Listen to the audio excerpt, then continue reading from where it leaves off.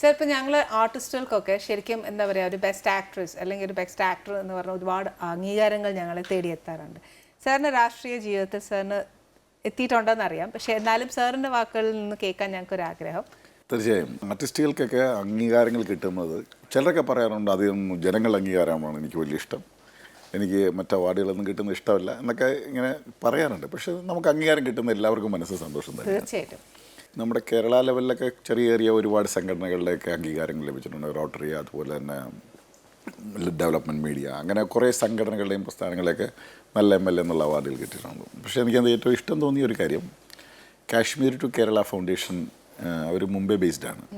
ആ ഒരു organisation all over ഇന്ത്യയിൽ ഏറ്റവും നല്ല പെർഫോംഡ് MLA, നല്ല MLA എന്നുള്ള ഒരു എൻ്റെ കമ്പോണൻ്റാണ്. നല്ല MLA എന്ന് പറയുമ്പം നിയമസഭയ്ക്ക് അകത്തെ പെർഫോമൻസും മറ്റു കാര്യങ്ങളും ലോ ബിൽ മേക്കിങ് ഇതൊക്കെ കൂടി ചേർത്താണ്. എന്നാൽ പെർഫോംഡ് MLA എന്ന നിലയിലുള്ള ഒരു അവാർഡ് അതാണ്, ആ വാക്കാണ് ഏറ്റവും വലുത്. അത് ആക്ച്വലി എനിക്ക് ഡിസേർവ്ഡ് ആണെന്നാണ് എൻ്റെ വിശ്വാസം. കാര്യം ഞാൻ അത്തരത്തിൽ എൻ്റെ ഒരുപാട് ഐഡിയാസ് ഞാൻ എൻ്റെ മണ്ഡലത്തെ ഒരു ചെറിയ യൂണിറ്റാക്കി ചെയ്തിട്ടുണ്ട്. കാര്യം കുട്ടികൾക്ക് അവാർഡൊക്കെ കൊടുക്കുന്ന ഇപ്പോൾ എല്ലാ MLA-മാരും ചെയ്യുന്നുണ്ട്. പക്ഷേ കലാ, കായിക, സ്പോർട്സ്, ശാസ്ത്ര, സാഹിത്യ രംഗങ്ങളിലെ കുട്ടികളെല്ലാവരെയും അനുമോദിക്കുന്ന അവാർഡ്, അതുപോലെ തന്നെ ഫ്രീ ആയിട്ട് പാവപ്പെട്ട കുട്ടികൾക്ക് ഫ്രീ എൻട്രൻസ് കോച്ചിങ്, ഇങ്ങനെയൊക്കെ ഒരുപാട് ഐഡിയാസ് നമ്മൾ ചെയ്യാവുന്നതുണ്ട്. അതെല്ലാം വെച്ചുകൊണ്ട് ചെയ്ത കണക്കിലെടുത്ത് എല്ലാമൊക്കെയാണ് ചെയ്ത കാര്യങ്ങളെല്ലാം വെച്ചുകൊണ്ടാണ് അവർ ഏറ്റവും നല്ല പെർഫോംഡ് MLA. അത് അന്ന് നമ്മുടെ രാജ്യസഭയുടെ ഉപാധ്യക്ഷനായിട്ടുള്ള professor PJ Kurian sir, justice Kamal Pasha, കാശ്മീരിലെ മുൻ സ്പീക്കർ, ഇവർ 3 പേര് കൂടി ചേർന്നാണ് ഈ മുംബൈയിൽ വെച്ച് ലീല ഓഡിറ്റോറിയത്തിൽ വെച്ച് തന്നത്. അങ്ങനെ കിട്ടിയ ഒരു അവാർഡ് വളരെ എനിക്ക് മനസ്സിന് സംതൃപ്തി തോന്നി. കിട്ടിയിട്ടുണ്ട്. എന്നാലും അത് ഏറ്റവും വലിയ അവാർഡ് ജനങ്ങളുടെ അവാർഡ് തന്നെയാണ്. ജനങ്ങളുടെ അവാർഡാണ് നമുക്ക് കിട്ടുന്ന ഭൂരിപക്ഷം. തീർച്ചയായിട്ടും സർ, അതിലും വലുതൊന്നും അതുകൊണ്ട് സാറിന്റെ കയ്യില്. പിന്നെ സർ, ഒരു കാര്യം കൂടി, ഇവിടുന്ന് സർ ഡൽഹി പോയപ്പോൾ ആ ഒരു ഡിഫറൻസ് സാറിന് നല്ലോണം ഫീൽ ചെയ്യുന്നുണ്ടാവും. അതുണ്ട് തീർച്ചയായിട്ടും. എനിക്ക് എൻ്റെ ഒരു ഇത് വെച്ച് നോക്കുമ്പോൾ എനിക്ക് നിയമസഭയാണ് കൂടുതൽ ഇഷ്ടം എനിക്ക് തോന്നിയിട്ടുള്ളത്. ഇവിടുന്ന് വിട്ടുപോയതിന് അവിടെ ചെന്ന് കഴിഞ്ഞപ്പോഴത്തേക്കും പല കാരണങ്ങളാൽ എനിക്കൊരു ഒറ്റപ്പെടലുള്ള ഫീലിംഗ് ഉണ്ടായി. കാരണം എന്ന് വെച്ചാൽ, ഒന്ന്, എന്നോടൊപ്പം ജയിച്ചു വരേണ്ട ഒരു LDF MP-മാരും ജയിച്ചു വന്നില്ല. അപ്പം ഞാൻ ഇവിടുന്ന് 20 പേര് ഞങ്ങൾ ഒന്നിച്ച് നിൽക്കുമെന്ന് പറയുന്നെങ്കിൽ പോലും അതിൻ്റേതായ ചില വ്യത്യാസങ്ങളൊക്കെ ഉണ്ടാവുമല്ലോ. പിന്നെ സീറ്റിംഗ് അറേഞ്ച്മെൻറ്റ്സ്, ഞങ്ങൾ CPM എന്ന് പറയുന്ന ഞാൻ പ്രധാനം ചെയ്യുന്ന രാഷ്ട്രീയ പാർട്ടിയെ അതിൻ്റെ അംഗബലം കുറവായതുകൊണ്ട് തന്നെ 6th റോയിലേക്ക് മാറ്റി ഒരു കോർണറിലാണ്, പുറകിലുമാണ്. ഇപ്പുറത്ത് മലയാളത്തിൽ വർത്താനം പറയാൻ പറ്റുന്ന ആരും ഒരു പരിസരത്ത് പോലും ഒരാളില്ല. ഹിന്ദി, ഇംഗ്ലീഷും മാത്രമേ പറയാൻ പറ്റത്തുള്ളൂ.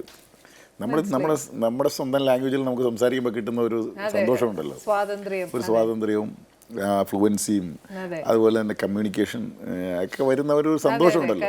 നമുക്ക് എന്തൊക്കെ പറഞ്ഞു, നേരത്തെ പറഞ്ഞ ലോകത്ത് എവിടെ യാത്ര ചെയ്ത് വന്നാലും നാട്ടിലേക്ക് വരുമ്പോൾ ഇച്ചിരി കഞ്ഞിയും പേറും, ആ ഫീലാണ് നമുക്ക് ഭാഷയുടെ കാര്യത്തിൽ നമുക്കുള്ളത്. നമുക്ക് സംസാരിക്കുമ്പോൾ ഇത്രയും നമുക്ക് നമ്മുടെ ആശയങ്ങൾ അതേ രൂപത്തിൽ നമുക്ക് കമ്മ്യൂണിക്കേറ്റ് ചെയ്യാൻ പറ്റത്തില്ല മറ്റേത് ലാംഗ്വേജിലായാലും, ഇത്ര വലിയ സ്കില്ലുണ്ടെങ്കിൽ പോലും.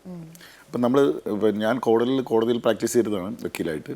നമ്മൾ ഒരു 13 വർഷക്കാലം MLA ആയിരുന്നപ്പോൾ തന്നെ നമ്മൾ സത്യം പറയാമെങ്കിൽ ഇംഗ്ലീഷ് ഉൾപ്പെടെയുള്ള ലാംഗ്വേജായിട്ടുള്ള നമ്മുടെ ഒരു വലിയ, പിന്നെ നമ്മൾ കോടതിയിൽ നിന്ന് ഇറങ്ങിയപ്പോൾ പിന്നെ യൂസ് ചെയ്യുന്നില്ലല്ലോ. അപ്പോൾ ആ ലാംഗ്വേജ് ടച്ച് വിട്ടു പോകും. അപ്പോൾ ആ ലാംഗ്വേജിലേക്ക് വരാൻ തന്നെ നമ്മളിപ്പോൾ സമയം എടുത്തുകൊണ്ടിരിക്കുകയാണ്. ഇപ്പോഴും നമുക്കൊരു കോൺഫിഡൻസോട് കൂടി എല്ലാം കൂടി പറയാനുള്ള ധൈര്യം ഇപ്പോഴും വന്നിട്ടില്ല.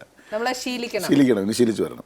അപ്പോൾ അതൊന്ന്. പിന്നെ നമ്മളിവിടെ ഒരു വലിയ രാജാവിനെ പോലെ ഇങ്ങനെ നിയമസഭയിൽ ആടി തകർത്തുകൊണ്ടിരുന്ന ഒരാൾ അവിടെ ചെല്ലുമ്പോഴത്തേക്ക് വലിയ ആർട്ടിസ്റ്റുകളെല്ലാം കൂടി തകർത്തുകൊണ്ടിരിക്കുന്ന സ്ഥലത്ത് നമ്മളവിടെ പോയിട്ട് നമുക്ക്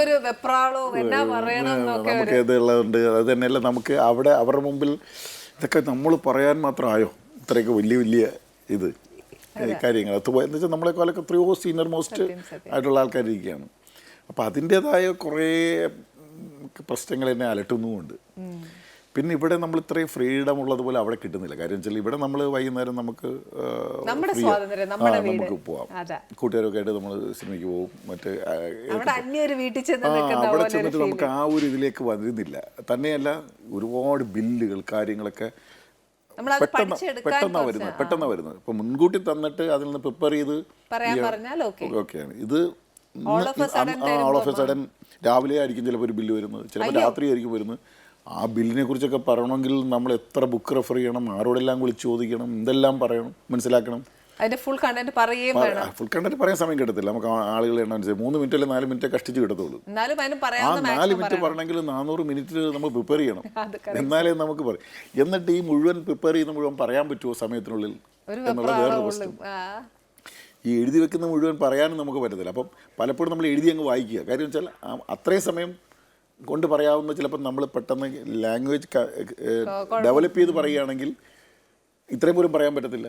സത്യം സർ. അപ്പോൾ നമുക്കൊരു 3 മിനിറ്റ് കൊണ്ട് വായിച്ചാൽ കിട്ടുന്നത് 3 മിനിറ്റ് കൊണ്ട് പറയാൻ ശ്രമിച്ചാൽ കിട്ടത്തില്ല. വളരെ കുറച്ച് പകുതി പോലും പറയാൻ പറ്റത്തില്ല. അപ്പോൾ പിന്നെ അങ്ങ് വായിച്ച് അവതരിപ്പിച്ചാൽ നമ്മുടെ ആശയങ്ങൾ അങ്ങ് പോകുമല്ലോ. സർ, ഗൗരിയമ്മയായിട്ട് മത്സരിക്കാൻ പോയപ്പോൾ സർ അത് ആദ്യം ഗൗരിയമ്മയെ പോയി കണ്ടായിരുന്നോ? ഗൗരിയമ്മ എൻ്റെ ജീവിതത്തിൽ എനിക്ക് ഒരുപാട് സഹായങ്ങൾ ചെയ്തിട്ടുള്ള ഒരാളാണ്. ഗൗരിയമ്മയായിട്ട് മത്സരിക്കേണ്ടി വരുമെന്ന് ഒരിക്കൽ പോലും വിചാരിച്ചതല്ല. ഞാൻ ആദ്യം ഡിസ്ട്രിക്ട് കൗൺസിലിൽ മത്സരിക്കാൻ പോകുമ്പോൾ എന്നെ അവിടെ കൊണ്ടുപോയി പരിചയപ്പെടുന്ന ഗൗരിയമ്മയാണ്. എൻ്റെ മോനെ പോലെ നോക്കിക്കോളും എന്നൊക്കെ പറഞ്ഞാണ്.